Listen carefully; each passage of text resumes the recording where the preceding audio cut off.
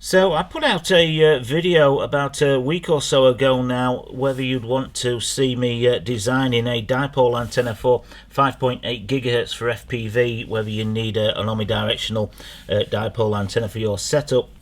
As I say, I don't really fly, but from the videos I've seen on YouTube, one of these does come in handy from time to time. Not everything is circular polarized, but I've changed this up a little bit as well. It's not a design like your traditional dipole antenna, and the reason I did that is I wanted to make it quite broadband, so I've used much thicker tubing for the ground plane part of the antenna here, and much thicker materials as well, to hopefully, if you want to use a amplifier with your setup, then it will handle it really well.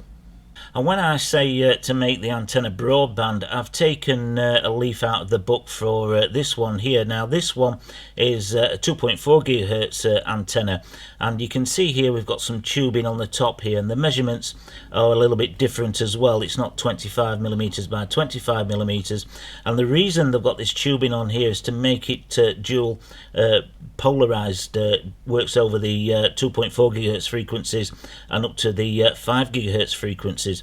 And the reason they can stretch that out so far is because they've used this tubing here. Again, it's mathematics again, but basically if you use tubing on your driven element here and thicker materials, it will widen the broadband operation of an antenna, same as any antenna really, even a biquad.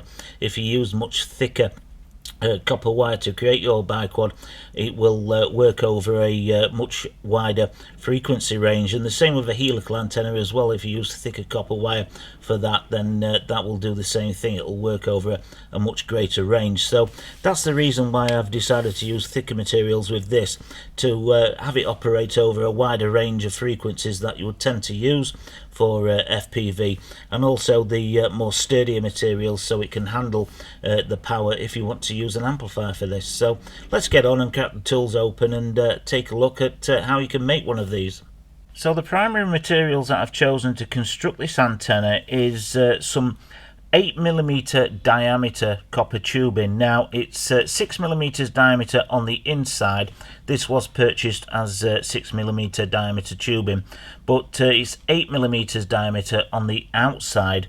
Now I've also got some brass tubing here that is 3mm diameter, and that's 3mm on its outside diameter. And I've also got some brazing rod here, which is 1.5mm or 1.6mm around that. It's just standard brazing rod. So first of all, I'm going to cut a length of the copper tubing here, and I want that length to be exactly 7mm. I can't overstate how accurately you have to be with your measurements with this, but I'm going to put a mark at 7mm, just roughly. And what I'm going to do is I'm going to get my hacksaw blade and cut in between these two marks here, and then I'm going to very carefully use my file to take it down to exactly 7mm. So I'm not going to try and cut it off all at once at 7mm. That's just too difficult with these measurements. So now that I've cut off my length of tubing, what you can do now is use a flat file like this one here, hold it in a vise, and then carefully remove the copper and just keep measuring until you get it to the depth that you want it to. Now if you intend to build more than one, say maybe a few like I'm going to, I made myself a little jig here, so I just got a bolt and I ground it off flat on this side here. I drilled a hole, and I also inserted a washer in there to, just add a little bit more stability to this, because you can compress the MDF that's in here. And basically that's just at a depth of 7mm. So what I can do is insert my tube in here like so. I will lock down the opposite side of the bolt here so it can't accidentally move, and I'll just keep filing that down until I get lined up with the depth of the MDF. And the reason I'm using a bolt like this as well is because when you get it flat to the surface of the MDF, it's very difficult to get this out, so you can just push it from that side and then remove your piece of copper tubing that's exactly at 7mm in length. So I've popped the jig out of the vise now that I've taken it down to the correct level, and I can pop this out, and any burring that's around the sides I can just remove that with the Dremel. So next we're going to solder an SMA onto the coax. The coax is going to be the spine of the antenna, and what I've found is, because this frequency is so high, 5.8 gigahertz, one of these SMA connectors here, this piece can interfere with the overall frequency response of the antenna itself. Now I could probably build a antenna using one of these, which I've done before, and then you can tune it down using a spectrum analyzer. But without a spectrum analyzer, you're kind of guessing and hoping. It's a lot easier to use one of these semi-rigid SMA connectors and solder that onto the coax line, and then you don't have to worry about that effect. And if you look at this sleeve here, this metal sleeve that goes over the SMA connector, if you measure it, it is around 9mm in length, and that kind of, you know, is why it will kind of interfere with this dipole. Sometimes it doesn't, depending on how much of the outer braid of the coax you pack down there, so you basically terminate it all. But if you don't get it all packed, you know, all inside there, and you've just got it packed down here, then this piece here will start radiating and interfering with the antenna. So it's much easier to just go with one of these semi-rigid SMA connectors and solder that onto this coax here, and then you don't have to worry about it too much. And to solder it in place, all you need to do is attach your pin just like you would on the semi-rigid stuff. Insert that in there, and then get something sharp and pack all the outer braid down into here. Just take away any excess, and then just flood all this with solder, and it does a pretty good job of holding that SMA connector in place. So now I'm just going to flood solder around this part of the SMA connector now, just flooding all that outer braid in there. And it's a good idea to get a multimeter and test continuity to make sure you haven't shorted anything out after you've done this. So now that I've got my length of coax soldered onto my SMA connector, I'm going to cut it down a little bit. So I think 30mm from here to here should be fine. So I'm going to cut it off just there. So now that I've got it cut down to 30mm, I'm going to strip back and expose 10mm of the outer braid and 10mm of the inner connector there. So next I've got my piece of copper tubing, and what I'm going to do now is just pre-tin all around the edge of one end. So get some heat into that thick copper and then get the solder to flow.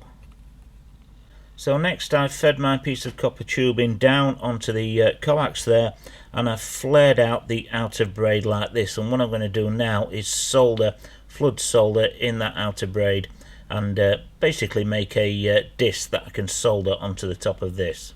So just get some heat in there and get the solder to flow.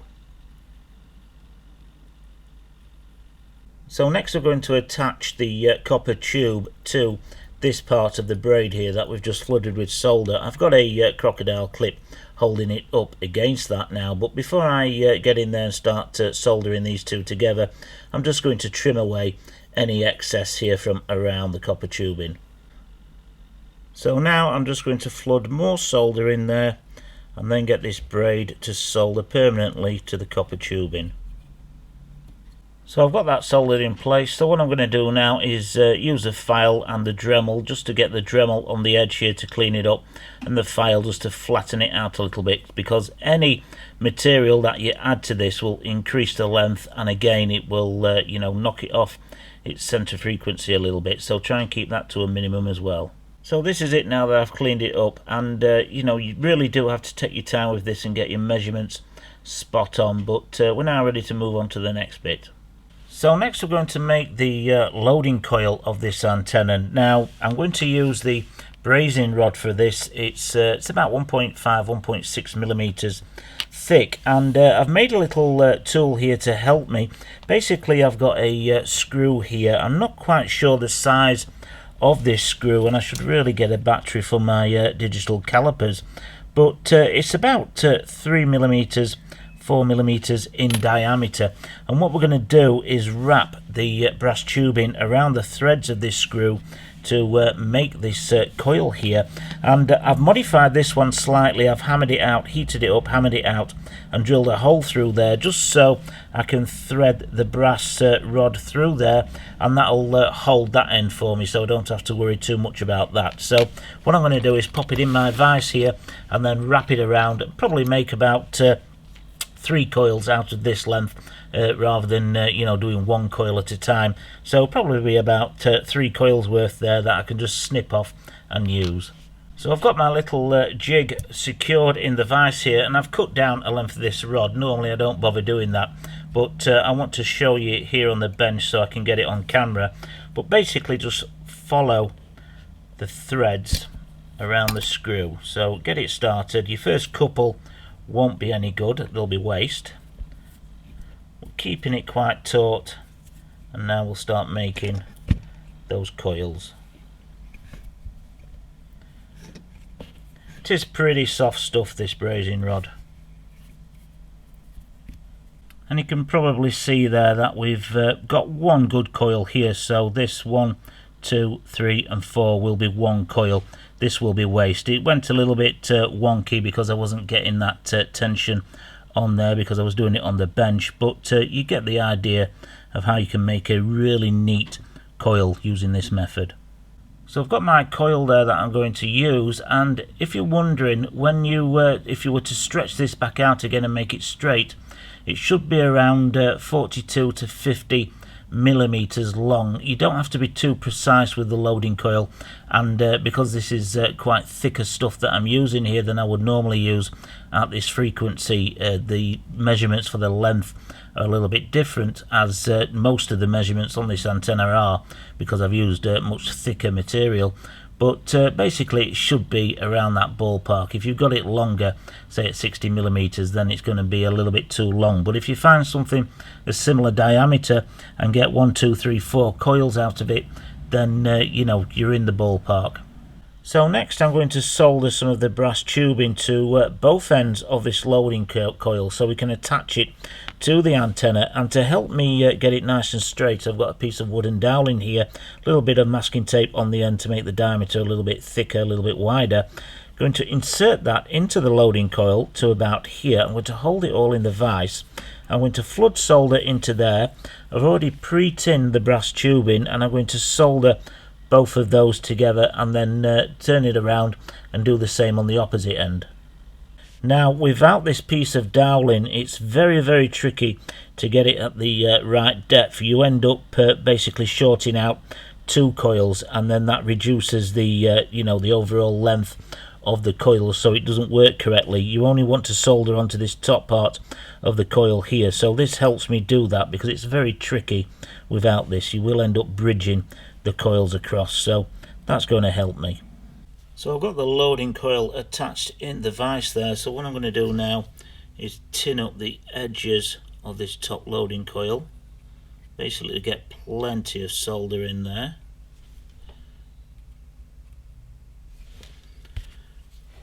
And then put a little bit more tin on my soldering iron. I've already pre-tinned the brass tubing here, get some heat in there and get it all to flow.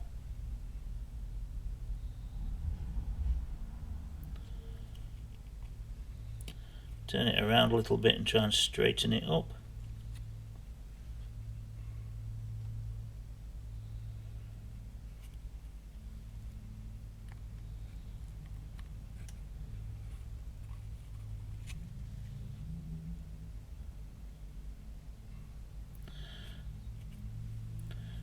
And there we go, I'm happy with that. So now what I'm going to do is do the opposite side, but I'm going to do a little bit of a different method to do the opposite side.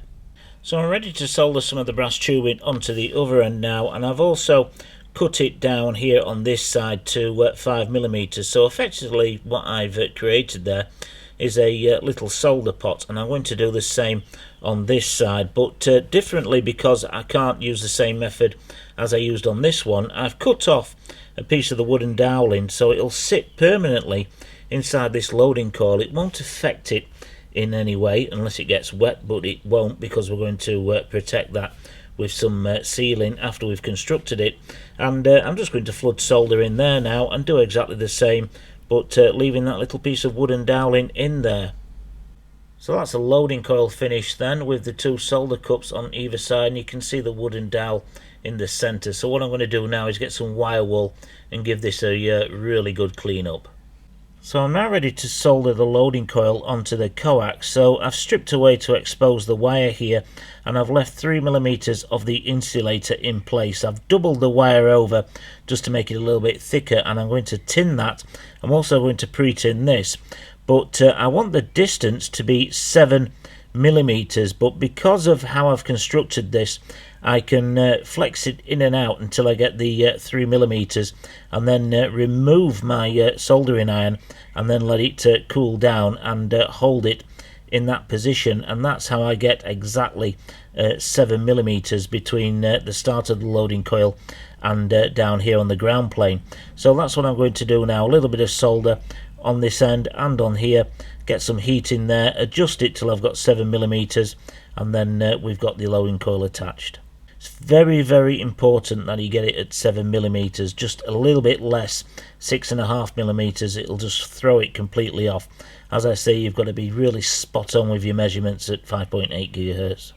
So the important thing is getting both ends pre-tinned, a little bit of heat in there now, and we can join them both together like so. I'm going to hold it there, and then what I'm going to do is take a measurement. So it's a little bit long at the moment, a little bit more heat, take another measurement,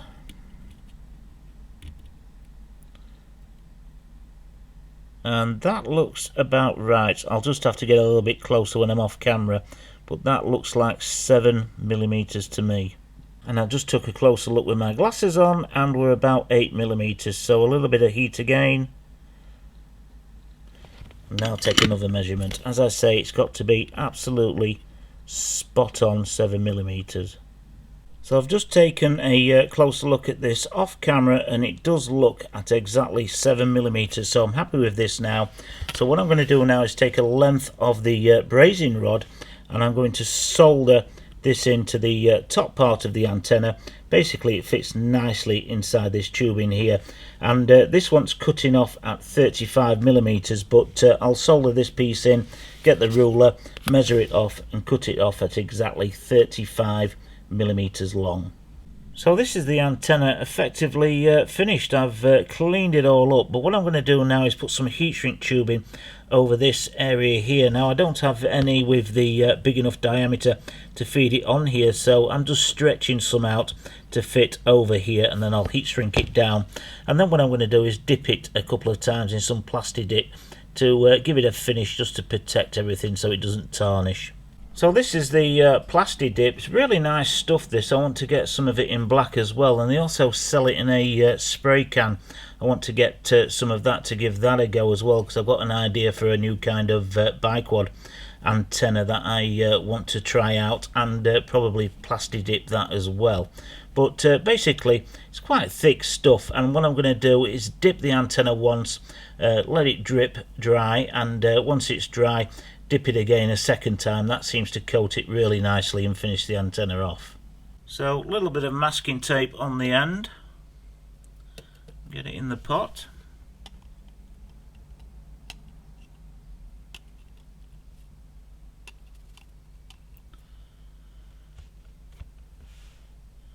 And just give it a bit of a shake. I'll put it off onto the I can take this to the edge of the bench and just let it drip down into the waste bin. So the antenna is set up on the test bench here. Then the setup is exactly the same as you've seen me do before. So let me get everything booted up and we'll have a look at the output on the spectrum analyzer. So as you can see on the spectrum analyzer here, we've got a really wide frequency of operation here, and that's what I was trying to achieve with this particular dipole antenna, using the slightly bigger diameter tubes and everything else with this construction. And as you can see here, I've got it centered on 5.8 GHz down there. We've got this nice space here of operation on this side, and we've got this wide range of operation back here. So no matter where you set your transmitter, even up to 6 GHz there, it's going to work fine, and it's going to work fine all the way back down here in 5.7 GHz range. So a really nice wide band of operation there. And if we take a look at a wider spectrum, we'll set the spectrum to full. So this is where we're operating here on a much wider band, and as you can see, we've got this beautiful dip here. And again, I'm really pleased how this particular one has turned out with the measurements. So to conclude, I'm pretty pleased how this turned out. Certainly I achieved that large broadband on the spectrum that we were interested in, definitely from 7 GHz up to 6 GHz. Inside that range there, this is going to perform beautifully, and because of the thicker materials as well, if you do want to use some kind of amplifier in your setup, this will handle it no problems at all. But it has to be stated that you really do have to stick to those measurements. Just 0.5 millimeter either way or the other can really knock it off that center frequency. But I decided to do this kind of design though because it's so broadband. You've got that little bit of flexibility in that band there. So if you do are off by say 0.5 millimeter on the driven element side of things here, then you know, it will soak that up and still work fine within that band. And again, I figured out a year or so ago now, when I was messing around with the dipole development kit that I created, that the ground plane tube in here does play a massive role over the entire frequency of this antenna and what it will operate at. I didn't realize that until I was playing around over a year ago now, that that played such a significant impact on the overall frequency of the antenna. I always presumed that it was the main driven element that kind of led the way with the overall frequency, but no, the tube here, the ground plane tube, that kind of leads the way. So if you're going to spend as much time as possible getting the measurements right, spend your time with this here and get it as spot on as you can, and that's why I made the jig, to make it a lot easier for me. So I hope you enjoyed the video, and have a go at making one of these. I mean, it certainly outperforms the commercial one that you can buy. I mean, this is a complete load of rubbish. It does work, but you know, you get what you pay for, and I think I only paid about £2 for this. Not a lot of money at all, maybe even not that much. But if you did enjoy the video, please give it a thumbs up, and any comments or questions, drop them below and I'll do my best to answer them, and hopefully you'll join me on the next one.